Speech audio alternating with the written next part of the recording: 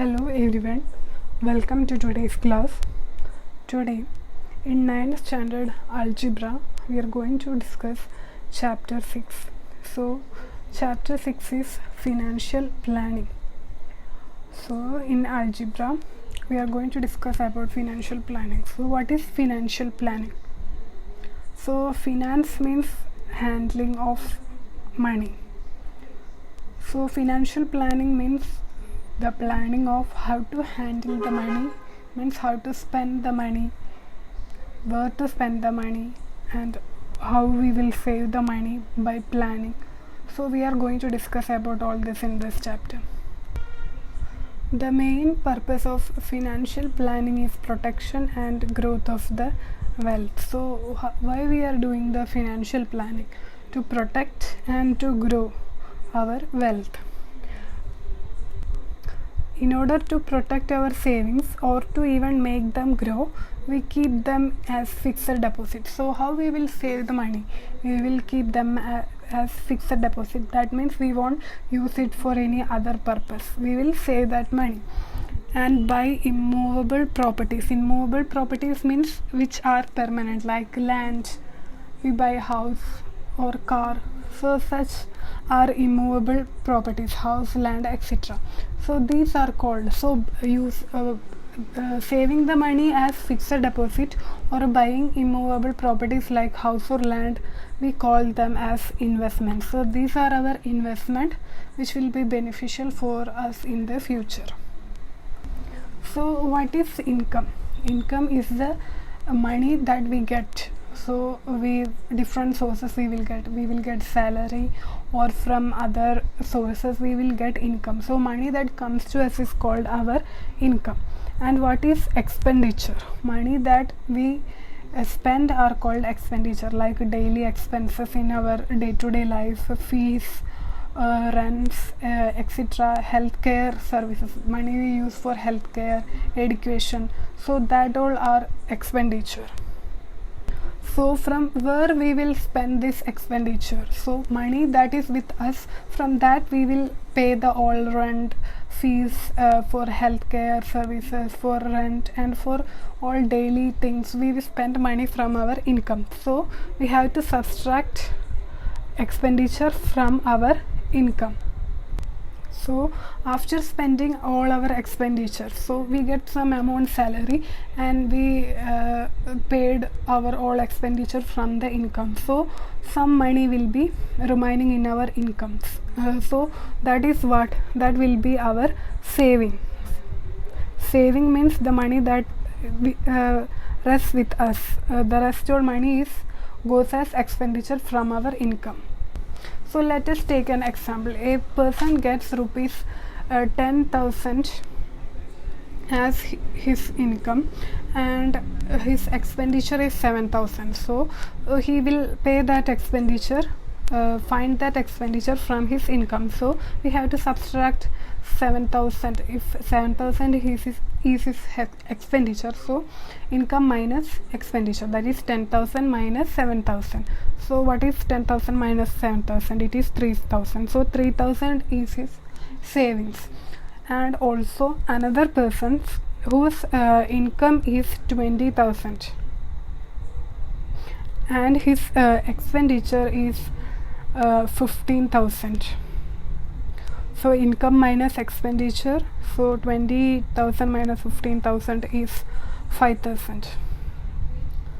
So 5,000 is his saving. So first person saving is 3,000, second person saving is 5,000. We have to find who saved more money. So by looking at this, here it is only 3,000 he saved, first person, and the second person saved 5,000. So we will directly try to say that 5,000, second person saved more, but we can't say it by looking at the amount they saved. We have to find the percentage or the rate of the percentage of the saving. So how we will find the rate of 3,000? We have to find the rate of the saving upon the income, and we can multiply it with 100, so we will get the percentage of the saving. To find who spend more money, So whose expenditure is more, we have to find the percentage of the expenditure. So how we will find the percentage of the expenditure? Or we can say that the first person, that his income is 10,000, and when we say that he spent 80% of his income as expenditure, so we have to find how much money he spent as expenditure. So for that we will have to find the 80% of his income. So his income is 10,000, so we will have to find 80% of 10,000. So how we will find the that? So to find the 80% of rupees 10,000, we have to first convert the percentage 80,000 by divided by 100. So from since it is given in percentage, we have to convert it, so divided by 100 into 10,000. So we are finding the 80% of, since we are finding 80% of 10,000, we have to multiply it with 10,000. So 80 by 100 into 10,000. So the two zeros will be cancelled here and here also. Now 80 into 100. 80 into 100 is 8,000. So 8,000. So 80%. So we get that person's 80% of his expenditure as rupees 8,000. So now we have to subtract it from his income. So we will get, so that we will get his savings. So 10,000 minus 8,000, 2,000. So 2,000 rupees is his savings.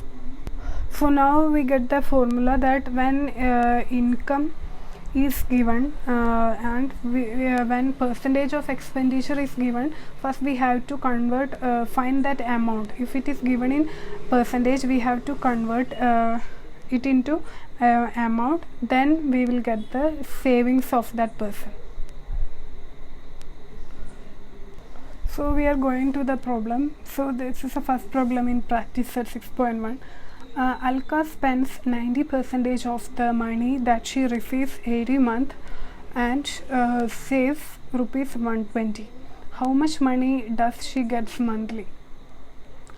So we have to find how much money does she get monthly, means we have to find her salary, that means her income we have to find, and what all are given in the question. Alka spends 90% of the money. So she spends 90% of the money, means spends. So all the spendings from her hand will be her expenditure. So 90% of her income is expenditure. So we have to find the 90% expenditure of Alka. Then also what is given, she saves rupees 120. So savings and expenditure rate is given, and we have to find the income of Alka. So first we can write what all are given in the problem. So her expenditure is 90%, and what is her savings? So her savings is rupees 120. Now what we have to find? We have to find her income, and before that we will write the equation. So the equation is income minus expenditure is equal to savings. So now we have the expenditure and savings, but we don't have income, and also we have to find the income. So we will take income as x. So let x be the income of Alka. So let x be the amount Alka get monthly, means her income is x. So now we can substitute everything in the equation. So income minus expenditure is equal to savings. So income is x minus expenditure. So here expenditure is not given directly as money, it is given as percentage. So we have to find the amount. That means we have to first convert 90 by 100. Since it is given in percentage, we have to divide it by 100. 90 by 100 into our income. So here income is x. So into x is equal to saving is rupees 120. So now we have to calculate this. So now we can, since a fraction like 90 by 100 is given, we can cross multiply this left side with 100. So this 100 into x minus 90x divided by 100 is equal to 120. So cross multiplication I am doing here. So 100x by minus 90x divided by 100. is equal to 120. Now I will take this 100 to the right side, so it will be 100x minus 90x is 10x is equal to 120 into 100.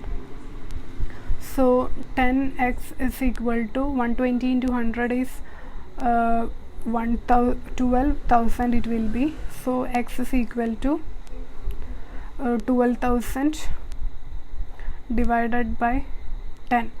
So it will be 10 will be cancelled. So the x value is rupees 1,200. So this is her monthly income. So Alka's monthly salary she receives is rupees 1,200 rupees she receives. So we are going with the third problem in the practice set. Nigel spent 5% of his monthly income on his children's education. So he spends means everything that spends will be expenditure. So 5% of his monthly income goes on his children's education, and invested 40% in shares. So invested 14% in shares means that also he is investing from his income, so that will be also his expenditure. And deposited 3% in a bank, so this depositing also will be from his income, so that also will be his expenditure. And used 40% for his daily expenses, and 40% of his income for daily expenses. And he was left with a balance of 19,000. What was his income that month? So we have to find here also income, and given his savings, he has left with a balance. Left with a balance means that will be his savings. So 19,000 is his savings, and rest his spending on children's education 5%, and investment 14%, and deposited 3%, and used 40% for daily expenses. So these all percentages given is that he spent from his income, so that all will be his expenditure. So here we have to find his income. So we can take let x be the income of Nigel. So we took x as his income, since we have to find the value of income. Now what all are given? Savings is given. He has left with a rupees of 19,000, so we can write that. So his savings is rupees 19,000. Now we have to write the expenditure, means we will have to add all the expenditure, that is 5% plus 14%, 3% plus 40%. So adding 5%, 14%, 3% and 40%, we will get total expenditure as 62% of x. X means 62% of his income is his expenditure. So here only the percentage is given. We have to find that much percentage of his income, means this much percentage of x. So 62% of x we have to find. So now we can write our formula. So income minus expenditure is equal to savings. So income is x minus expenditure is 62% of x, means we will have to write it like this: 62 by 100 into expenditure into income. We have to that is we have to find the 62% of x, means into x. 62 by 100 into x is equal to savings, that is 19,000. So now we have to do the calculation simplification. So it will be, we have to multiply this x with 100. So 100x minus 62x divided by 100 is equal to 19,000. So 100x minus 62x will be 38x is equal to 19,000 into 100. So since I took this divided by 100 to the right side, so 38x is equal to we can take x is equal to 19,000 into 100 by 38. 19 into 2 is 32, so we can cancel it here 2 times, and 19,000 divided by 19 will be 1 times 0 0 0. So now 1000 and 2, so now we can divide this 2 with 2 with 1000 with 2, so we will get it as rupees 500. So 500 into 100, so the x value will be, so x value is 50,000. So Nikhil's income is rupees 50,000. So this is the answer. So we are going with the second question in the section. Sumit borrowed capital of rupees 50,000 to start his food product business. In the first year he suffered a loss of 20%. He invested the remaining capital in a new sweets business and made a profit of 5%. How much was his profit or loss computed on his original capital? So says that Sumit borrowed rupees 50,000 to start his food product business. Means his capital is rupees 50,000. He started a business. Then in the first year he suffered a loss. Means it is actually we will have to subtract it from the capital. Means from we will have to subtract the loss from the money he invested. So he invested 50,000 and he suffered a loss of 20%. Means we will have to subtract the loss from this money. When he receives a otherwise when he receives a profit, we will have to add the, we are receiving money when we have profit, so we will have to add that money. Since here he have a loss, we will have to subtract the loss. And what else is saying in the question? He invested the remaining capital, so he suffered a loss, and the remaining money which Sumit have, he invested that money in a new business, and from that business he got 5%, only 5% of profit. And what is asked in the question? We have to find his profit or loss computed to the original capital. So original capital is 50,000. So when comparing to the original capital, he actually suffered a loss or profit. That we have to find. So we can write what all are given in the problem. So Sumit borrowed a capital of rupees 50,000. So what is given next? In the first year he suffered a loss of 20%. So we can write that. And also we will have to find how much money he lost. Here percentage is given, so by computing it with 20% of 50, we will have to find. So he suffered a loss of 20%.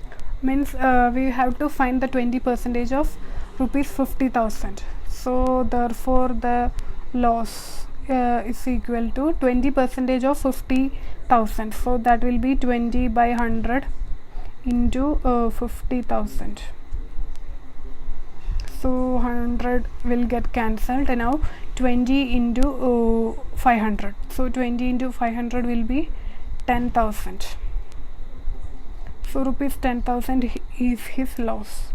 Loss means he lost rupees 10,000 from his capital. So we have to find the remaining capital. So the remaining money with him. So for that we have to subtract the loss from the original capital. So original capital is 50,000 minus loss. Loss is 10,000.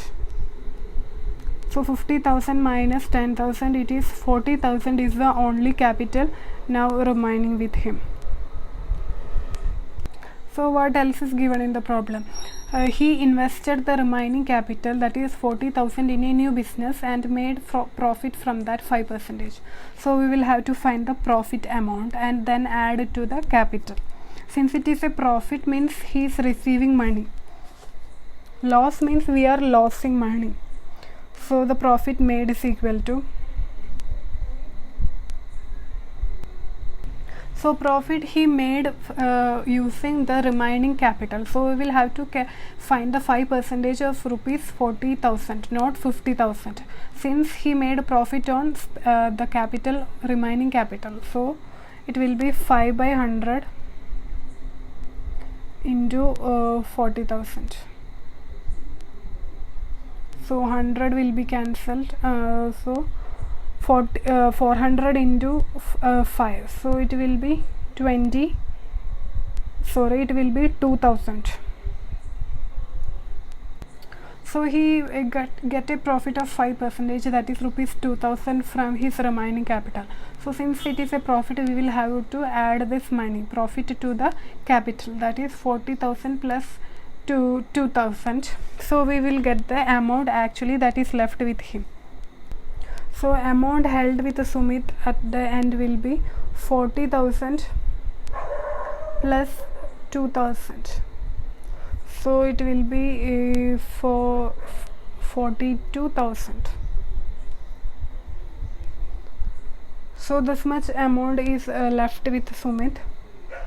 So we know that the original capital with which he started the business was rupees 50,000, and the money at now at the end he held with him is for only 42,000. So we know that the original capital was the higher amount than the money at the withheld with Sumit. So he suffered a loss. So means he has actually happened a loss. So we have to calculate the loss amount than the percentage. So the loss is equal to 50,000 minus 42,000. So 50,000 minus 42,000 will be 8,000. So this much money he lost. Now we can find the percentage of loss, that is we will have to convert this rupees into percentage, that is we have to do the reverse process. 8,000 we have to convert it into percentage. So upon we have to find that money upon 50,000 we will have to divide it, that is we have to divide the rupees 8,000 with by 50,000 into 100. So reverse process we are doing, we are converting money into percentage. So the 100 will be cancelled, and again 100 will be cancelled. So 80 by 5. So 80 by 5 is 16. 16% is his loss. So 16% he suffered a loss. So that is the answer.